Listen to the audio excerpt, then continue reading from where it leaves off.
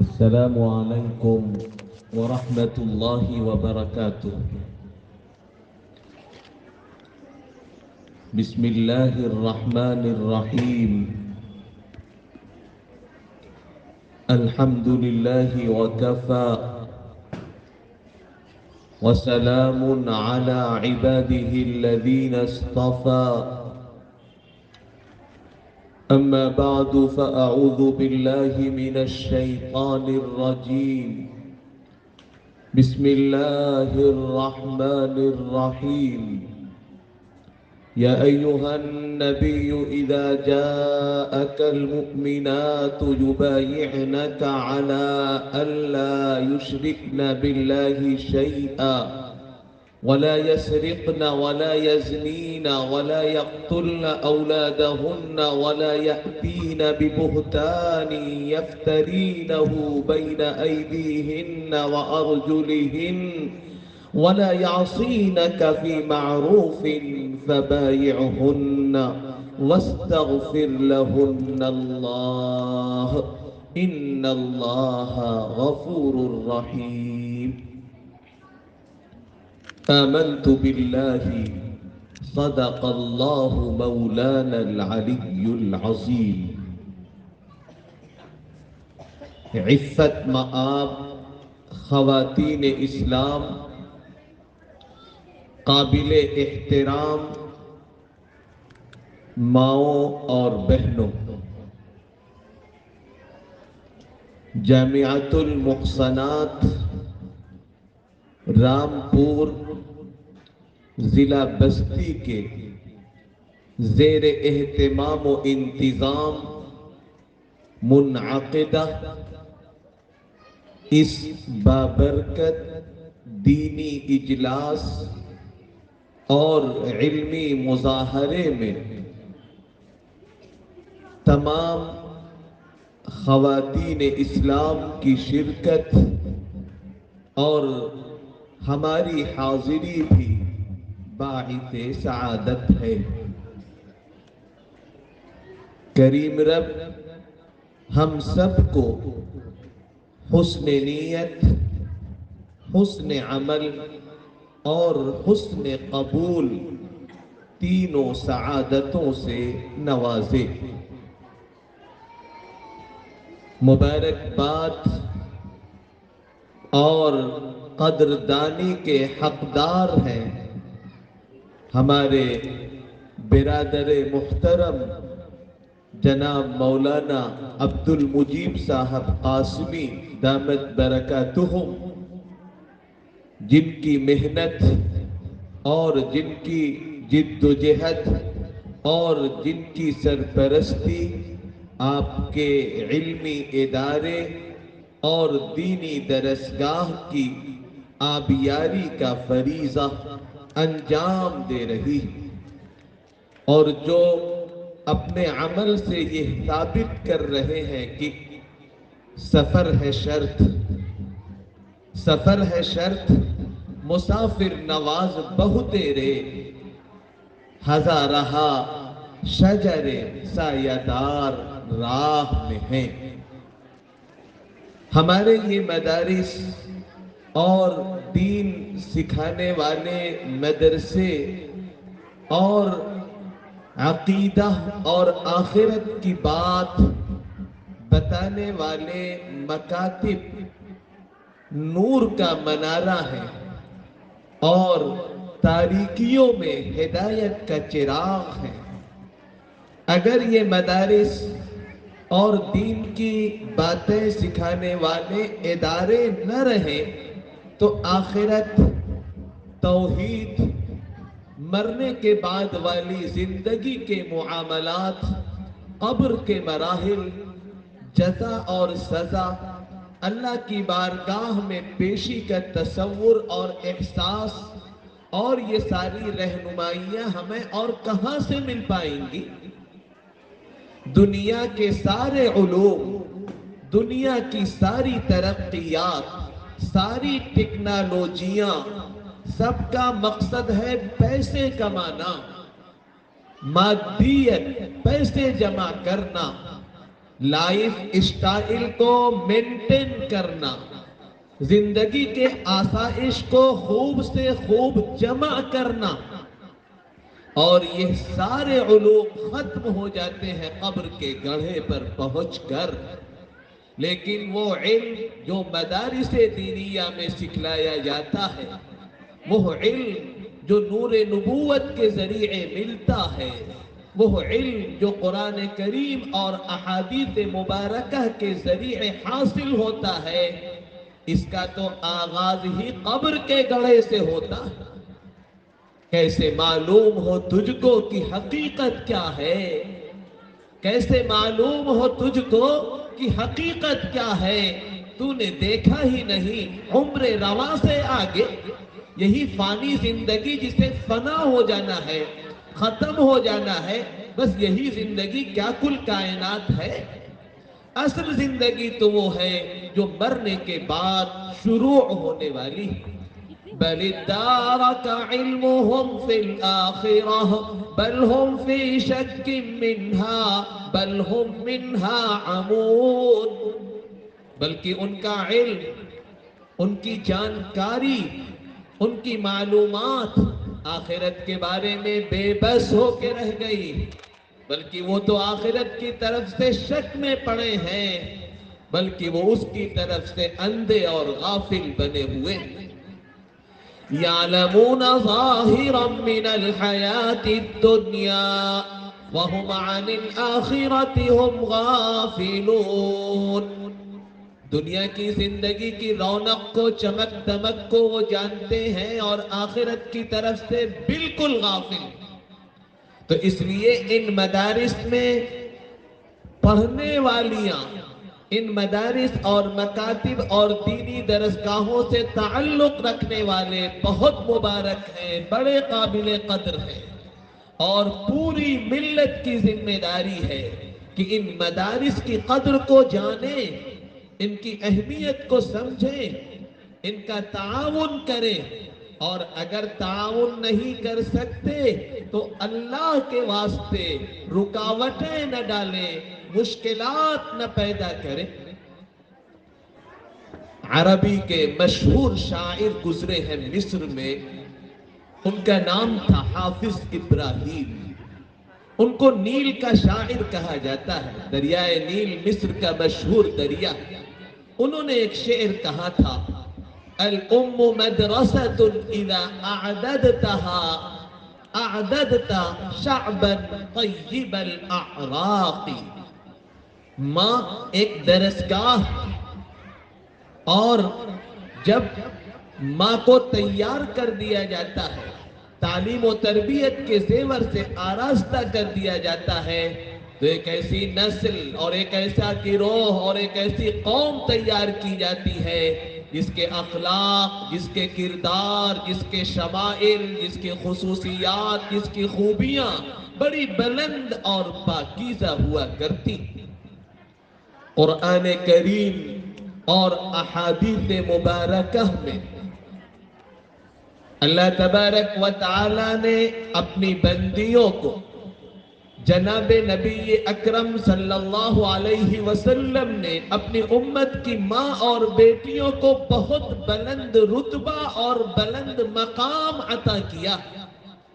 اتنے حقوق Islamic law میں اور قرآن کریم اور احادیث مبارکہ کے ذخیرے میں عورتوں کے ذکر کیے گئے ہیں کہ اگر وضاحت کے ساتھ دو دو چار کر کے اسے بیان کر دیا جائے اور آشکارا کر دیا جائے تو شاید مردوں کا سماج ہمیں زندہ بھی نہ رہنے دے۔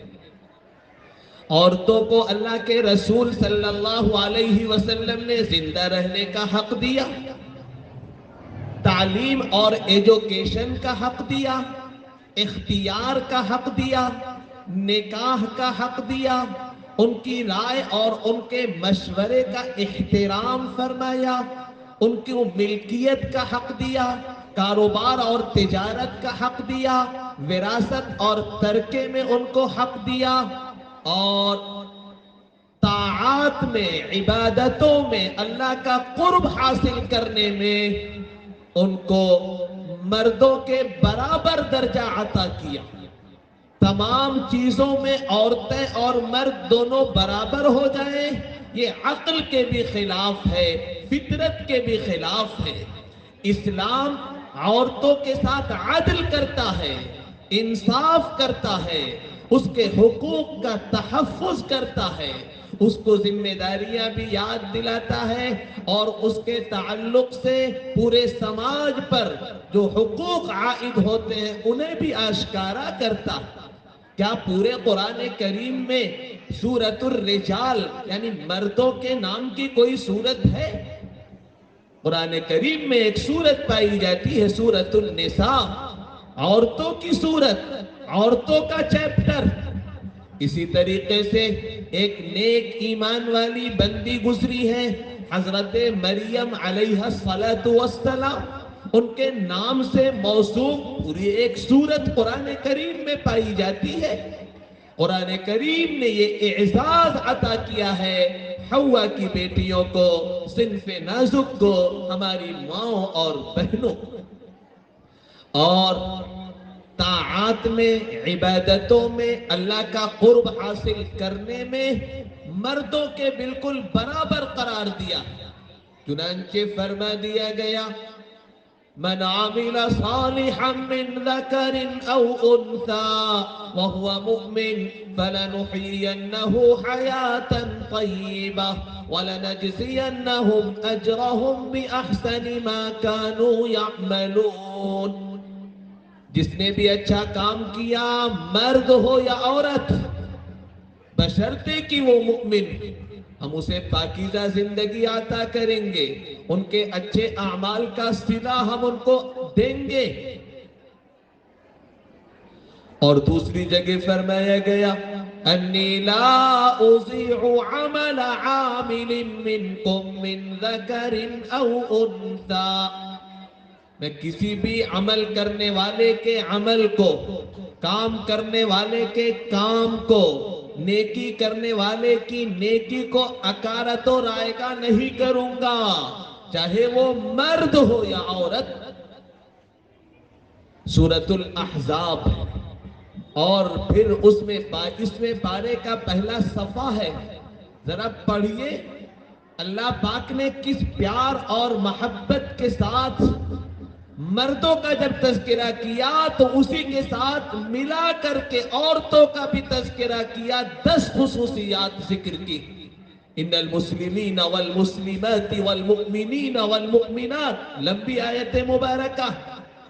یہ اللہ تعالیٰ نے محبت کا، پیار کا اظہار فرمایا.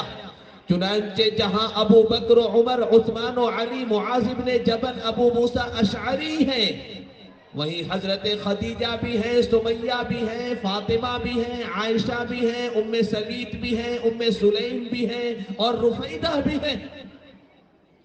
سب سے پہلے دعوت محمدی کو قبول کرنے کی سعادت ایک لیڈی حضرت خدیجہ رضی اللہ تعالی عنہ کو ملتی.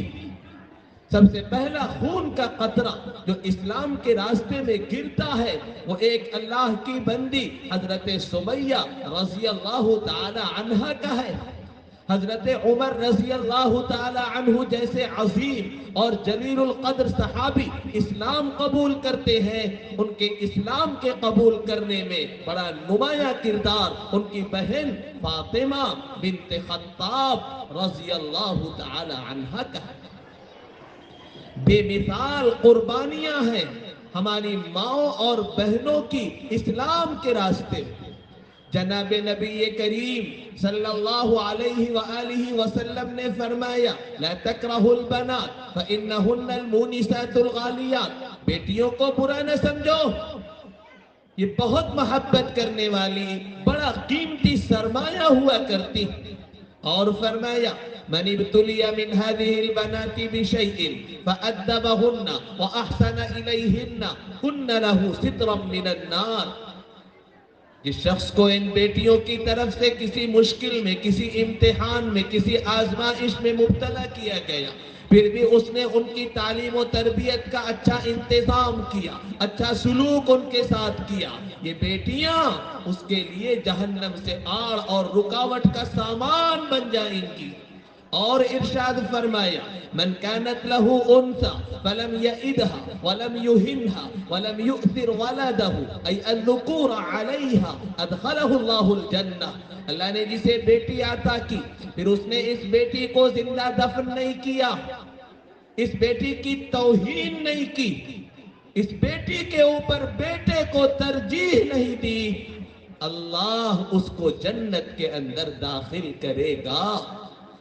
اور جناب نبی اکرم صلی اللہ علیہ وسلم نے ماؤں کا بلند رتبہ اور بلند مقام اور بلند درجہ عطا کرتے ہوئے فرمایا ان اللہ حرم علیکم عقوق الامہات ووأد البنات، اللہ نے تم پر حرام قرار دیا ہے ماؤں کی نافرمانی کرنے اور بیٹیوں کے زندہ دفن کر دینے کو۔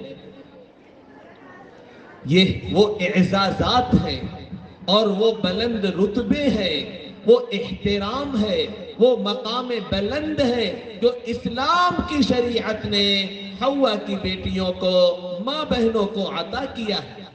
اس کے بعد بھی ہماری مائیں اور بہنیں شریعت اسلامیہ سے بغاوت کریں، دامن محمدی سے اپنے رشتے کو کاٹیں، اپنے طرز عمل کو رسوم و رواج کے پیچھے چلائیں، تو کیا یہ دین محمدی اور سب سے زیادہ احسان کرنے والی ذات رسول اکرم صلی اللہ علیہ وسلم کی پاکیزہ تعلیمات کے ساتھ عداوت، دشمنی اور بغاوت نہیں ہوگی؟ اللہ کے پاک رسول صلی اللہ علیہ وآلہ وسلم نے مکہ مکرمہ فتح فرمائی، صفا پہاڑی پر آپ تشریف فرما ہوئے، مردوں کا گروہ آیا، انہوں نے آپ کے بابرکت ہاتھ پر ایمان اور عقیدے اور اطاعت کی بیعت کی۔ اس کے بعد عورتوں کا بھی ایک گروہ آیا اور پھر اللہ کے رسول صلی اللہ علیہ وسلم نے عورتوں کے اس گروہ سے 6 باتوں کے اوپر بیعت کی، اور اسی گروہ میں حضرت ابو سفیان رضی اللہ تعالی عنہ جو فتح مکہ کے بعد اسلام لائے، ان کی بیوی حضرت ہند بنت عتبہ، جن کو آج ہم اور آپ رضی اللہ عنہ کہہ رہے ہیں، وہ بھی آئیں اور انہوں نے بھی رسول اللہ صلی اللہ علیہ وسلم سے بیعت فرمائی۔ اس وقت جو بیعت لی آپ نے وہ 6 باتوں پر لی، چنانچہ فرمایا گیا یا ایوہا النبی اذا جاءک المؤمنات یبایعنک علی اللہ یشرکن باللہ شیئا، یاد رکھیے میرے نبی صلی اللہ علیہ وسلم کے بابرکت ہاتھ نے کسی اجنبی عورت کے ہاتھ کو کبھی مس نہیں کیا، ٹچ نہیں کیا، چھوا نہیں۔ ما مست ید النبی صلی اللہ علیہ وسلم ید امرأت قط، یہ زبانی بیعت ہوئی تھی، الفاظ کے ذریعے بیعت ہوئی تھی۔ اور حضرت ہند، میں نے جن کا تذکرہ ابھی کیا، بڑی سمجھدار خاتون تھی۔ احد کے غزوے میں انہوں نے رسول پاک صلی اللہ علیہ وسلم کے چچا سید الشہداء حضرت حمزہ رضی اللہ تعالی عنہ، جن کے بارے میں نبی صلی اللہ علیہ وسلم نے فرمایا تھا اسد اللہ و اسد رسولہ، یہ اللہ اور اللہ کے رسول کا شیر ہے، اور ان کی لاش کو دیکھ کر کے آپ کے آنکھوں سے مسلسل آنسو جاری تھے۔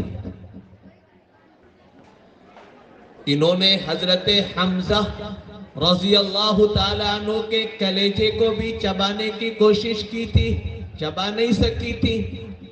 ناک، کان اور گلے کو کاٹ کر انہوں نے ہار بھی بنا کر پہنا تھا۔ چنانچہ فتح مکہ کے موقع پر یہ اعلان کر دیا گیا تھا کہ ہند بنت عتبہ یہ مباح الدم ہے، ان کو قتل کیا جائے، جہاں مل جائیں، ان کے لیے کوئی معافی نہیں۔ سنیے، جب رسول اکرم صلی اللہ علیہ وسلم عورتوں کے مجمع سے بیعت لینے لگے تو یہ بڑی سمجھدار خاتون تھی، انہوں نے نقاب میں خوب اچھی طرح اپنے آپ کو لپیٹ لیا اور چھپ کر کے اسی مجمع میں پہنچ گئی۔ پہلی دفعہ اور پہلی بات یہ تھی کہ اے اللہ کی بندیوں، یہ بیعت کرو کہ اللہ کے ساتھ کسی کو شریک نہیں ٹھہراؤ، نہ اللہ کی ذات میں، نہ اللہ کی صفات میں، نہ اللہ کے اختیارات میں شرک نہیں کرو گی۔ ہند بنت عتبہ بولی کہ آپ ہم سے ان باتوں پر بیعت لے رہے ہیں جن پر آپ نے مردوں سے بیعت نہیں لی۔ یہ پہلی دفعہ اور پہلی بات تھی، رسول پاک صلی اللہ علیہ وسلم نے کوئی جواب نہیں عطا فرمایا۔ دوسری دفعہ تھی وَلَا يَسْرِقْنَا، یہ بیعت کرو کہ چوری نہیں کرو گی، بیعت کرو چوری نہیں کرو گی۔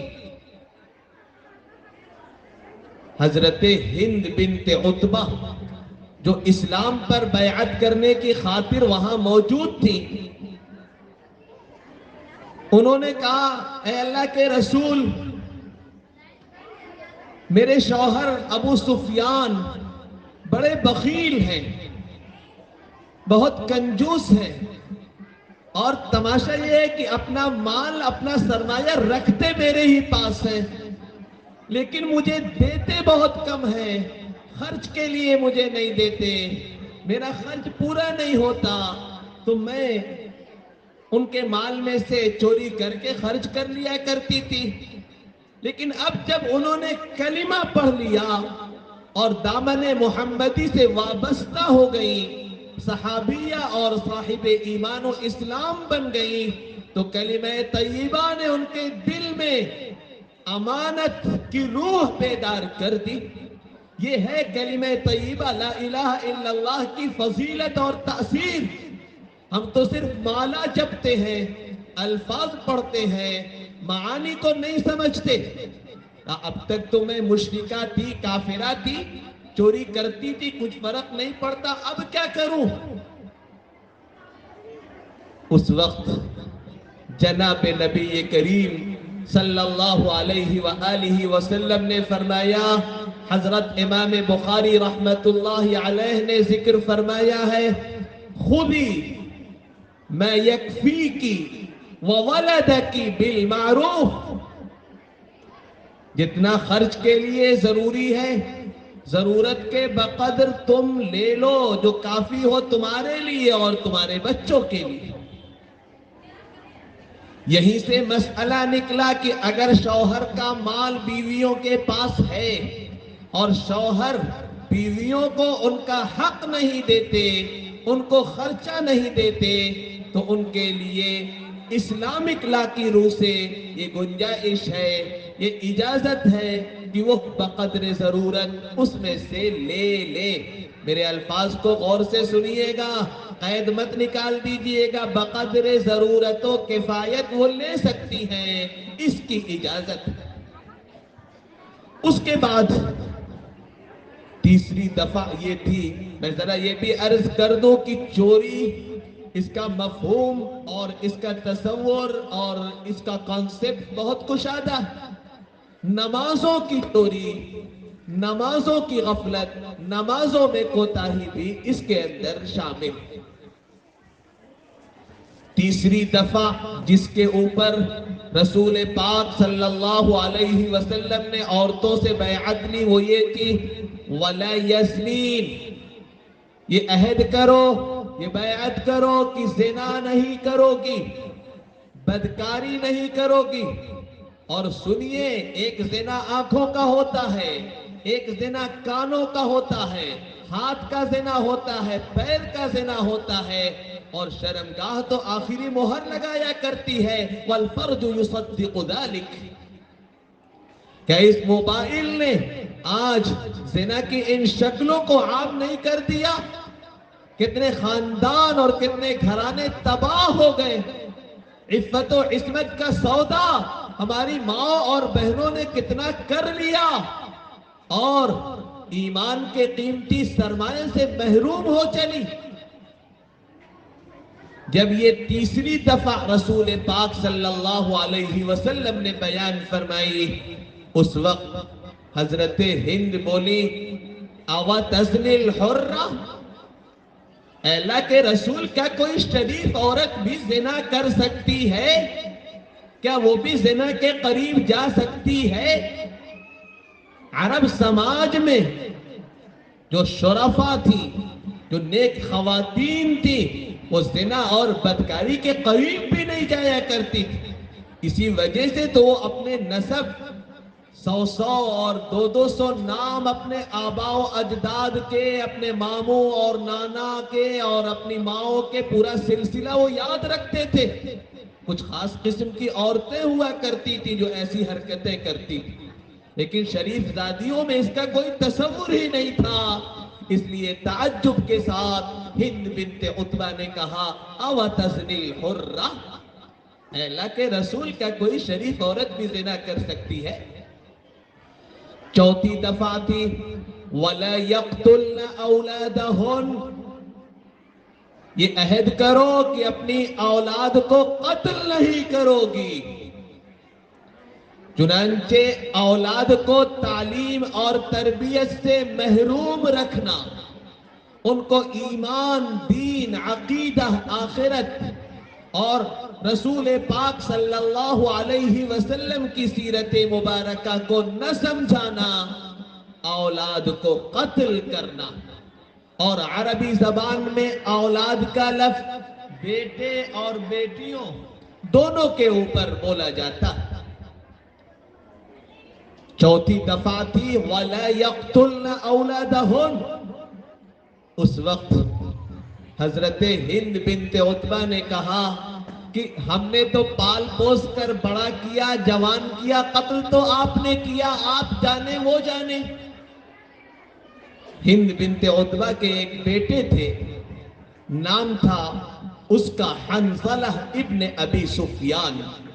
یہ بدر کی لڑائی میں مشرکوں کی طرف سے قتل کیا گیا تھا، اس کے بارے میں انہوں نے یہ کہا۔ پانچویں دفعہ تھی وَلَا يَأْتِينَ بِبُهْتَانٍ يَفْتَرِينَهُ بَيْنَ أَيْدِيهِنَّ وَأَرْجُلِهِنَّ، یہ عہد کرو کوئی ایسی بہتان نہیں باندھو گی، کوئی ایسی بہتان تراشی نہیں کرو گی جس کے بارے میں سچائی اور حقیقت کا تمہیں پتہ ہو۔ بہتان تراشی، جھوٹے الزامات نہیں لگاؤ گی۔ اس وقت حضرت ہند بنت عتبہ بولی کہ ہاں، بہتان تراشی تو بڑی بدترین بات ہے، بڑا گناہ ہے، لیکن بعض معاملات میں نظر انداز کر دینا، چشم پوشی کر لینا بہتر ہوا کرتا۔ چھٹی اور آخری دفعہ اس بیعت کی تھی وَلَا يَعْصِينَكَ فِي مَعْرُوفٍ، اور یہ عہد کرو کہ کسی نیکی کے کام میں میری نافرمانی نہیں کرو گی۔ یہ 6 باتیں تھیں جن پر رسول پاک صلی اللہ علیہ وسلم نے عورتوں سے بیعت لی تھی۔ پھر اللہ فرماتا ہے جب ان 6 باتوں پر اللہ کی وہ بندیاں راضی ہو جائیں فَبَايِعُهُنَّ وَاسْتَغْفِرْ لَهُنَّ اللَّهَ إِنَّ اللَّهَ غَفُورٌ رَحِيمٌ، تو آپ ان سے بیعت کر لیجئے اور ان کے لیے اللہ سے مغفرت طلب کیجئے، یقین رکھیے اللہ کی ذات بہت معاف کرنے والی بڑی مہربان ہے۔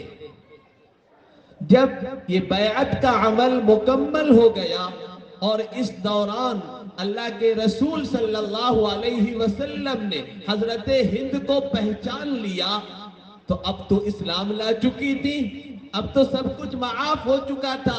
ان الاسلام یہدم ما کان قبلہ، اسلام پچھلے سارے گناہوں کو معاف کر دیتا ہے، ڈھا دیتا ہے، ختم کر دیا کرتا ہے، زائل کر دیتا ہے۔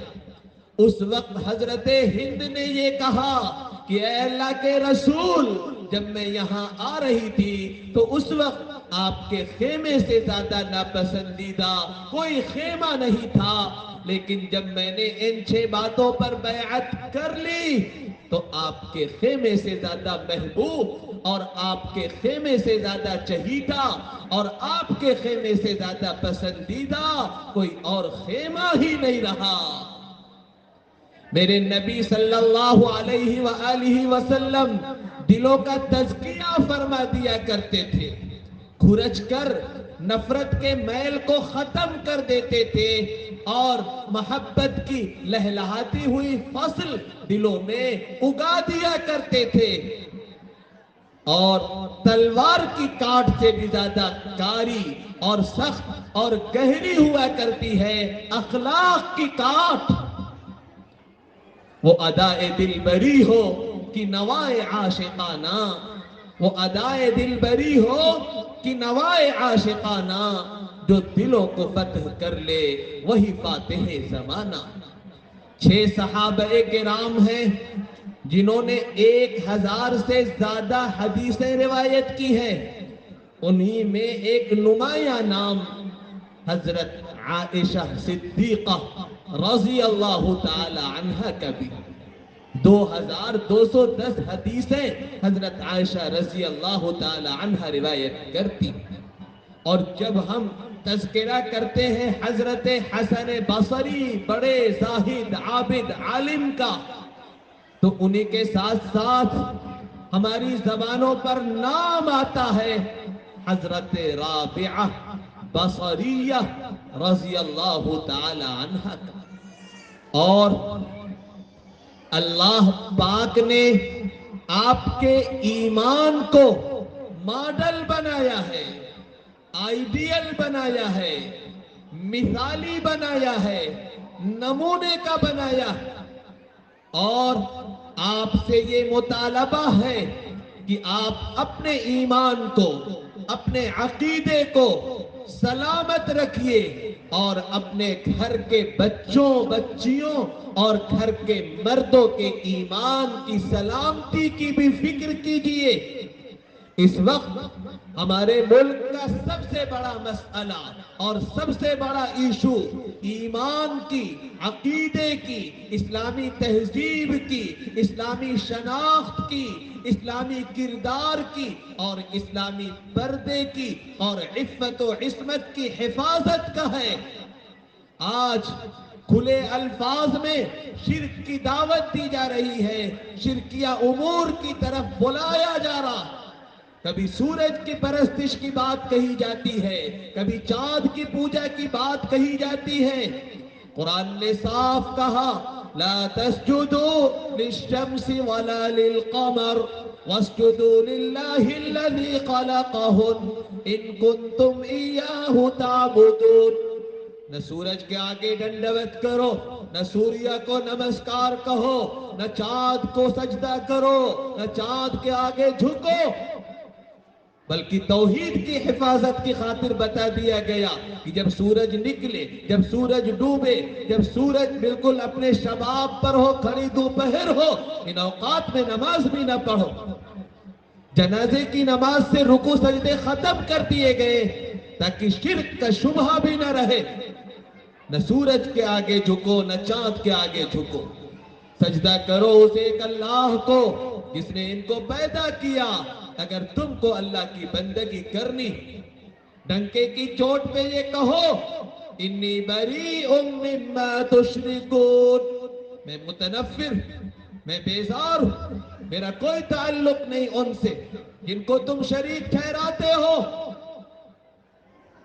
اللہ تبارک و تعالی نے 28ویں پارے کی آخری سورت سورۃ التحریم میں ایک نمونے کا ایمان اور آئیڈیل اور مثالی ایمان ذکر کیا، اور اس آیت مبارکہ کے پہلے مخاطب صحابہ کرام ہیں، صحابیات ہیں، پھر پوری امت۔ فرمایا وَضَرَبَ اللَّهُ مَثَلًا لِلَّذِينَ آمَنُوا امْرَأَتَ فِرْعَوْنَ، اللہ نے ایمان لانے والوں کے لیے مثال بیان کی ہے۔ کس کا ایمان نمونے کا ہے؟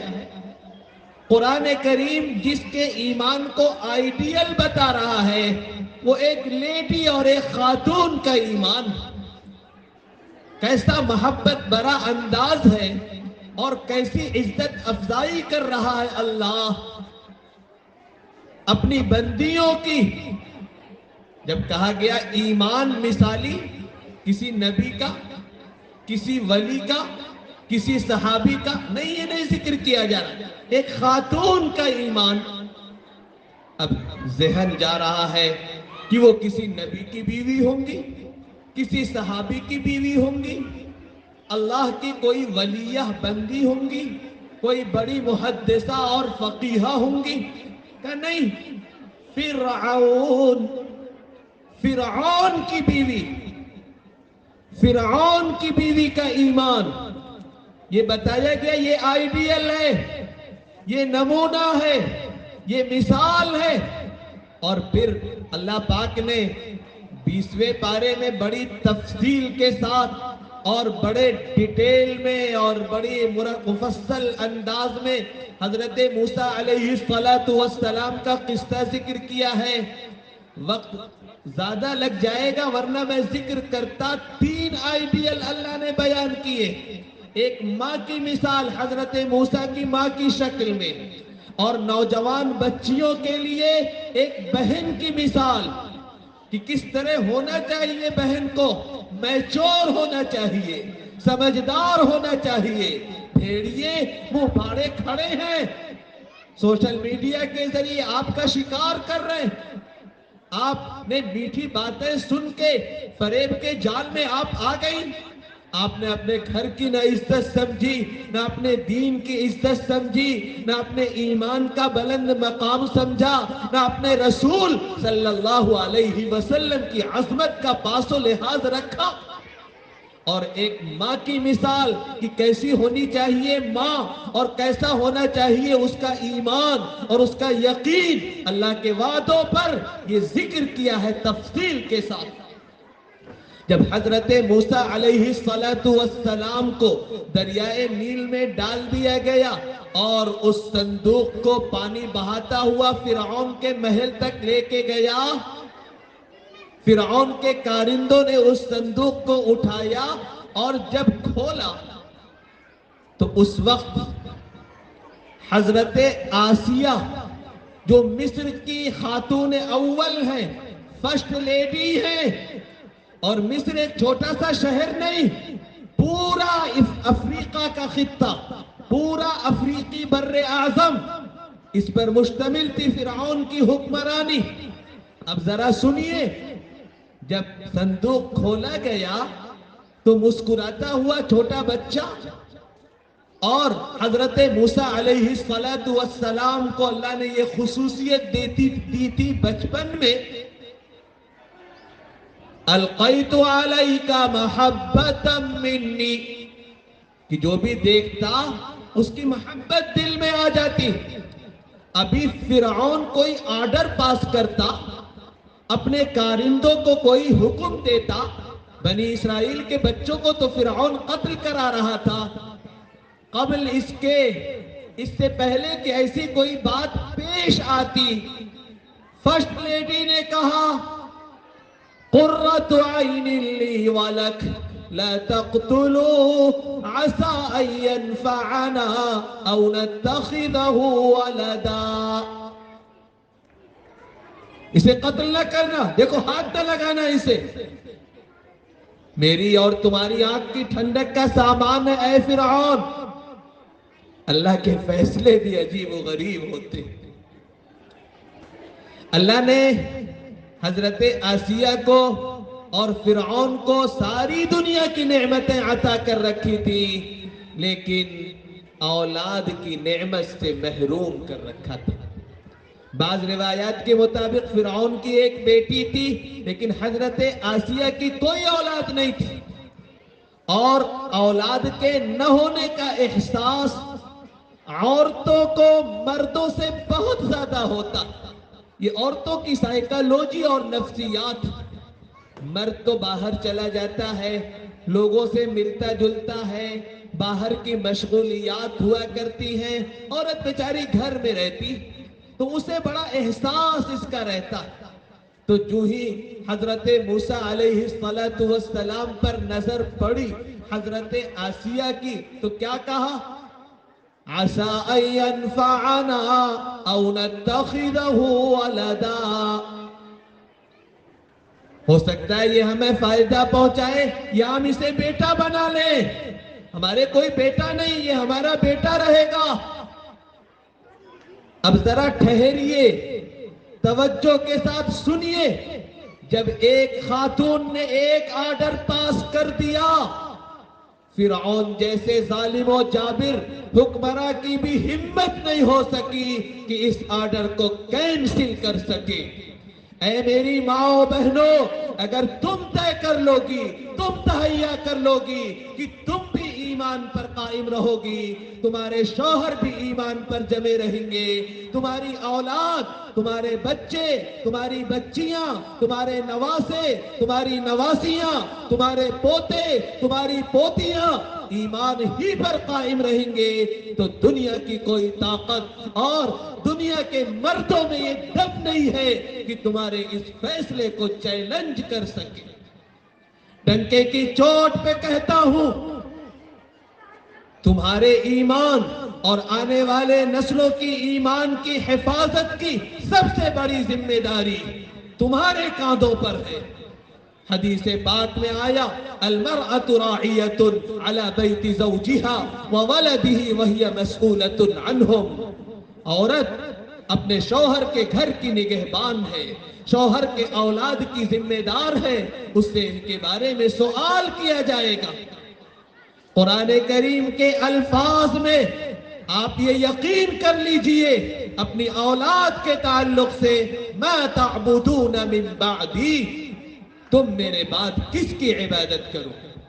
صاف سمجھ لیجئے، ہمارے ملک بھارت کا سب سے بڑا مسئلہ ہمارے اور ہمارے نسلوں کے ایمان کے باقی رہنے کا، اور سارے مسائل اور سارے حالات ٹیسٹنگ کے لیے ہیں، آزمائش کے لیے ہیں، وقت گزرنے کے ساتھ ختم ہوتے، حل ہوتے چلے جائیں گے، چاہے پازیٹیو حل ہو یا نیگیٹیو، مثبت حل ہو یا منفی، لیکن اگر ہمارا ایمان نہیں رہا، ہمارا عقیدہ نہیں رہا، دین اسلام اور اللہ تبارک و تعالی اور جناب نبی کریم صلی اللہ علیہ وسلم کی پاکیزہ شریعت کے تعلق سے ہماری وفاداری نہیں رہی، تو پھر ہم سے بہتر تو جانور ہیں، کتے اور بھیڑ بکریاں ہم سے بہتر ہیں۔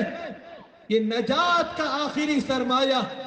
پھر میری ماں بہنیں اگر یہ طے کر لیں کہ جب تک ہمارے گھر کے مرد فجر کی نماز جماعت کے ساتھ نہیں پڑھیں گے، اور 7 سال اور 7 سال سے اوپر کے بچے اور بچیاں فجر کی نماز نہیں پڑھیں گے، ناشتہ نہیں ملے گا، چائے نہیں ملے گی، کچن کا ڈور اور باورچی خانے کا دروازہ اوپن نہیں ہوگا، کالج کی وین اور اسکول کی گاڑی اس وقت تک نہیں آئے گی جب تک قرآن کریم کے نغمے اور قرآن کریم کے زمزمے اور قرآن کریم کی تلاوت سے ہمارے گھر کی چہار دیواریاں اور ہماری گلیاں روشن اور معطر نہیں ہوں گی۔ میں یقینی طور پر کہتا ہوں، اگر تم طے کر لو گی تو انقلاب آ جائے گا، ماحول بدل جائے گا، جو ہو عزم یقین پیدا، جو ہو عزم یقین پیدا تو کٹ جاتی ہے زنجیریں۔ آپ یہ طے کیجئے، یہ تہیا کیجئے، مجھے بتائیے کیا آپ کے گھر کے شوہر اور آپ کے گھرانے کے بھائی اور آپ کے باپ فرعون سے بڑھ کر بھی ظالم ہیں، جو آپ کو ایمان پر قائم نہیں رہنے دیتے، پردہ نہیں کرنے دیتے، دین و شریعت پر عمل نہیں کرنے دیتے؟ کچھ تو راز ہے جس کی وجہ سے اللہ نے مثالی ایمان اور نمونے کا ایمان جسے بنا کر پیش کیا ہے وہ فرعون کی بیوی کا ایمان۔ اور پھر یہ بھی سمجھیے یہ عشق کا راستہ ہے، یہ قربانیوں کا راستہ ہے، یہ شہادت گہ الفت میں قدم رکھنا ہے۔ لوگ آسان سمجھتے ہیں مسلمان ہونا، جان چلی جائے گوارا کیجئے گا، لیکن ایمان، کردار، ضمیر، شرم و حیا، عفت و عصمت، اخلاق و کردار، اس کا سودا کسی بھی قیمت پر اور کسی بھی حال میں نہ کیجئے گا۔ یہ سلوگن بنا لیجئے، یہ نعرہ بنا لیجئے اپنے گھروں کا، ایمان جان سے زیادہ عزیز ہے، ایمان جان سے زیادہ پیارا ہے، ایمان جان سے زیادہ چہیتا۔ جان تو جانی ہی جانی ہے، کیا ہے کوئی طاقت دنیا کی جو آپ کی جان کو روک دے، جو موت کو ختم کر دے؟ جب مرنا ہی ہے تو پھر سعادت کی زندگی ہو اور شہادت کی موت ہو اور ایمان ہی کی حالت میں اس دنیا سے رخصتی اور اس دنیا سے جانا ہو۔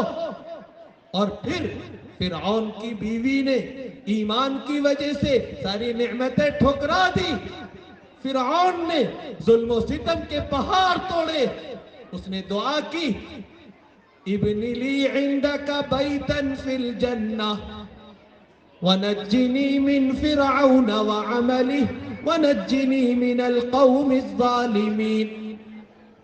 میرے لیے اے میرے رب اپنے پاس ایک محل جنت میں بنا دیجئے، فرعون اور ظالم لوگوں کے کرتوت سے مجھے بچا لیجئے۔ اے اللہ برداشت نہیں ہو رہا، اے اللہ اب سہا نہیں جا رہا ہے، اے اللہ اب ظلم آخری حدوں پر پہنچ رہا ہے۔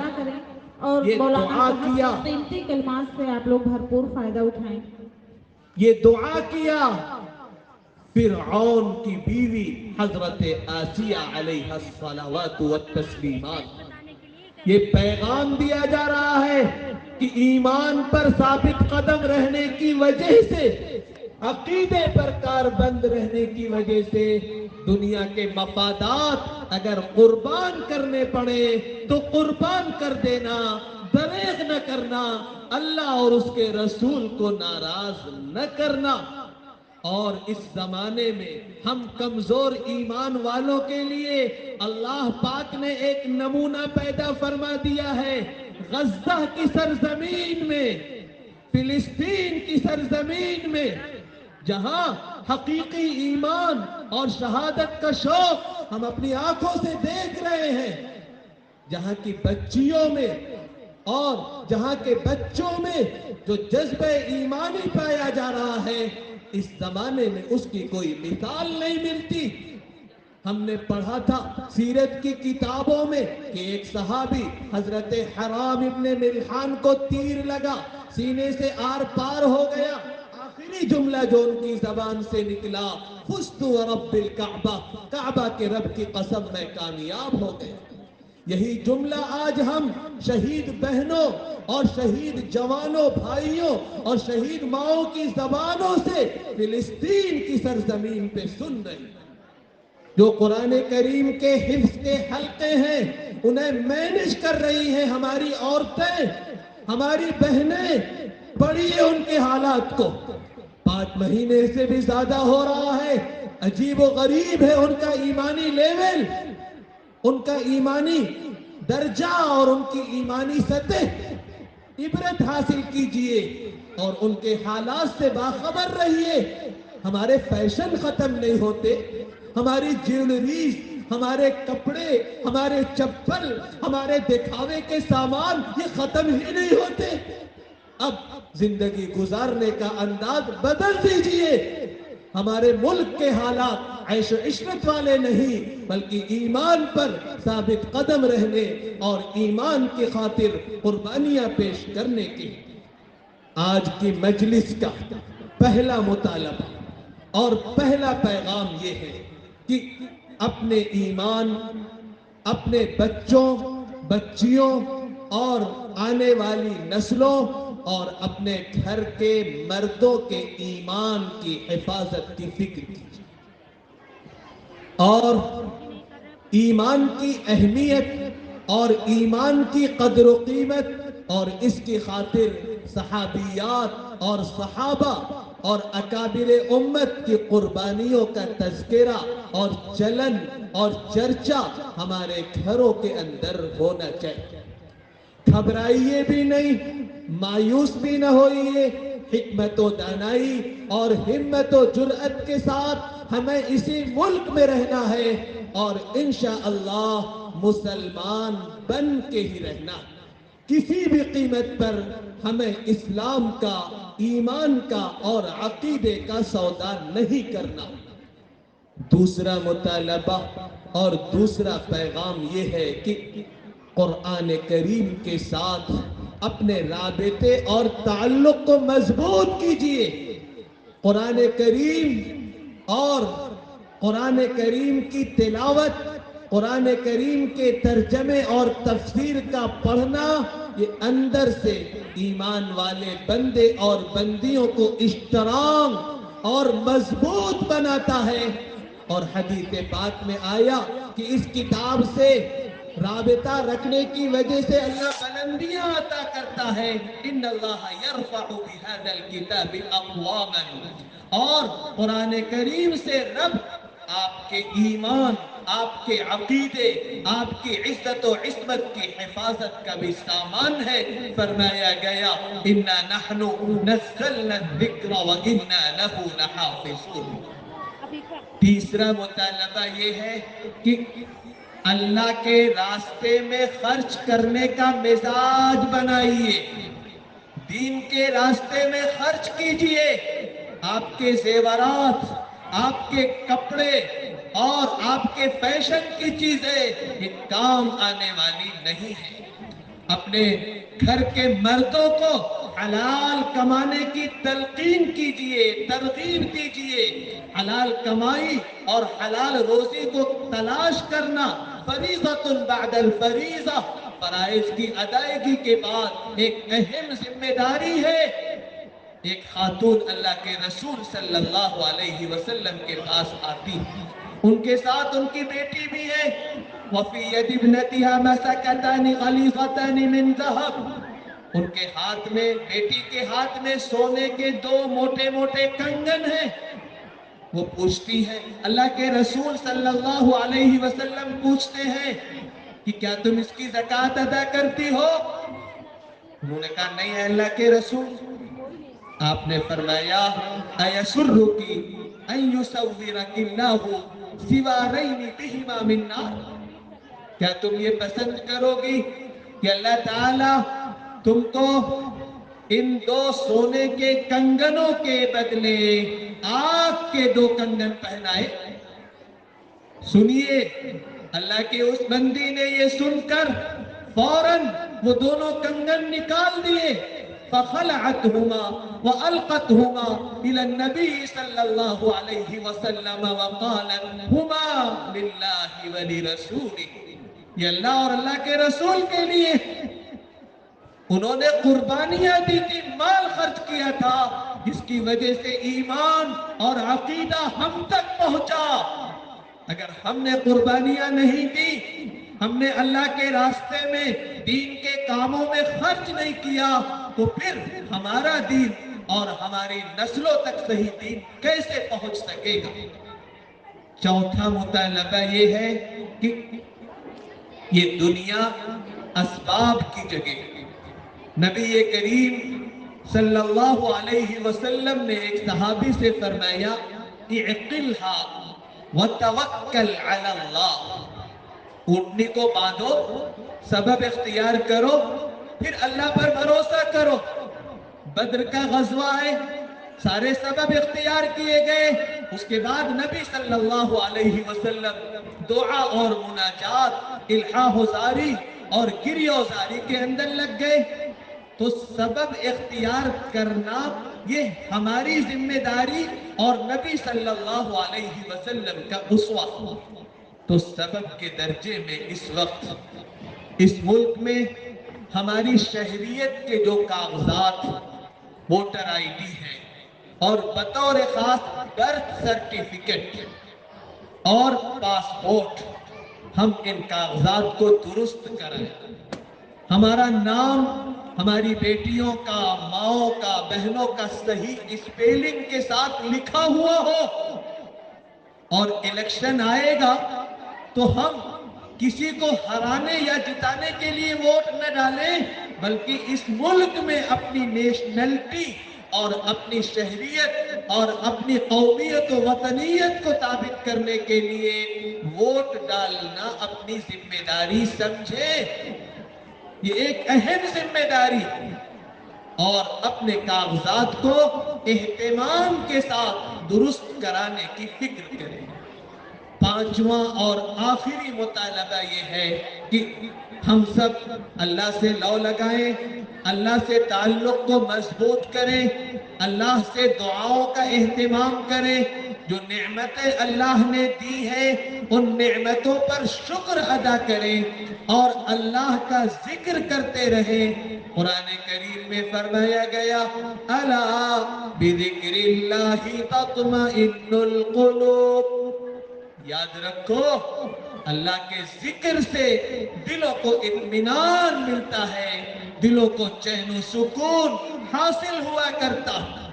اور ماں بہنوں کے تعلق سے حدیث پاک میں آیا تکفرن اللعن وتکفرن العشیر، لعن تان زیادہ کرتی ہو تم اور شوہروں کی ناشکری کیا کرتی ہو، تو اس لیے شکر کا مزاج اور نعمتوں کی قدر کرنے کا مزاج اپنے اندر پیدا کرے، اور یہ طے کرے کہ 24 گھنٹے میں 5 منٹ نکال کر 2 رکعت حاجت کی نماز پڑھیں گے روز، اور دعا کریں گے اپنے لیے، اپنے بچوں بچیوں کے لیے، اپنے شوہروں کے لیے کہ اے اللہ ان کے ایمان کو اور ہمارے ایمان کو، ہمارے کردار کو سلامت رکھیے، حفاظت فرمائیے۔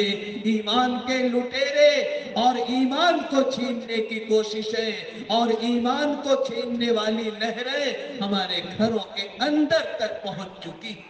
اے اللہ آپ ہی اپنی توفیق اور اپنے فضل سے ہم سب کی حفاظت فرمائیے۔ قرآن کریم میں ایک لیڈی کی دعا ذکر کی گئی ہے، حضرت مریم کی والدہ۔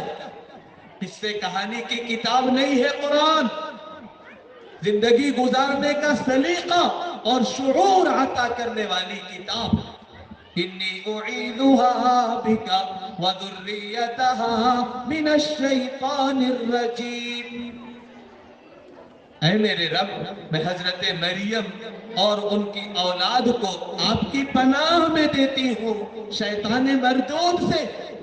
حضرت ابراہیم کا تذکرہ ہے وَاجْنُبْنِي وَبَنِيَّ أَن نَّعْبُدَ الْأَصْنَامَ، مجھے اور میرے بیٹوں کو بتوں کی عبادت سے بچا لیجئے، آپ اس کا اہتمام رکھیے۔ اور صحیح بخاری کی آخری حدیث پڑھی ہوگی ہماری بہنوں نے، اس میں تذکرہ آیا کلمتان حبیبتان الی الرحمن خفیفتان علی اللسان ثقیلتان فی المیزان، سبحان اللہ وبحمدہ سبحان اللہ العظیم۔ 2 کلموں کی، 2 جملوں کی، 2 زبان کے بول کی تلقین کی گئی کہ ان کو پڑھو، اللہ سے تعلق، اللہ سے رابطہ، اللہ سے کنیکشن مضبوط ہوگا۔ چنانچہ اگر کوئی شخص اور کوئی بندہ، کوئی بندی نجات چاہتی ہے، نجات چاہتا ہے تو خوب زیادہ سے زیادہ کلمہ طیبہ لا الہ الا اللہ محمد الرسول اللہ سمجھ کر پڑھے، اس کا ورد رکھے۔ کوئی بندی کوئی بندہ رسول پاک صلی اللہ علیہ وسلم کی شفاعت چاہتا ہے، شفاعت محمدی کی طلبگار ہے کوئی بندی، خوب زیادہ سے زیادہ درود شریف پڑھے۔ کوئی بندی کوئی بندہ یہ چاہتا ہے، یہ چاہتی ہے کہ اس کے دل میں اللہ کی محبت پیدا ہو جائے، اللہ کی محبت اس کے دلوں میں پیوست ہو جائے، خوب کثرت سے زیادہ پڑھے سبحان اللہ و بحمدہ۔ کوئی بندی اور کوئی بندہ یہ چاہتا ہے، یہ چاہتی ہے کہ اس کے دل میں اللہ کا خوف پیدا ہو، اللہ کا ڈر اس کے دل میں آئے، خوب زیادہ سے زیادہ پڑھے سبحان اللہ العظیم۔ یہ وہ کلمے ہیں، وہ اوراد ہیں جو نجات بھی عطا کریں گے، شفاعت محمدی سے بھی نوازیں گے، اللہ کی محبت اور اللہ کا خوف بھی دلوں کے اندر پیدا کریں گے۔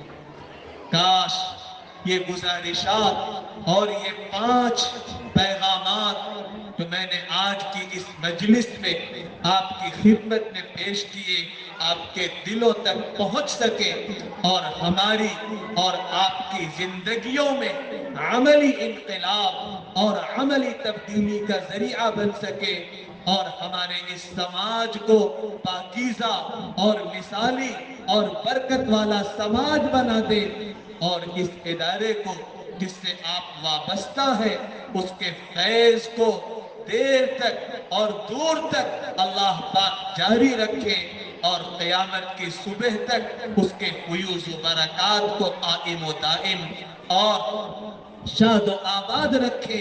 میں پھر عرض کر دوں کہ اگر ہم نے آج ان امور اور ان باتوں پر توجہ سے عمل نہیں کیا تو ہم رحم گنبد خضرا کے مکی ان کی غلامی میں مرنے کی دعا مانگی ہے، ان کی غلامی میں مرنے کی دعا مانگی ہے۔ وآخر دعوانا ان الحمد للہ رب العالمین وصلی اللہ وسلم علی نبینا محمد وعلی آلہ وصحابتہ اجمعین۔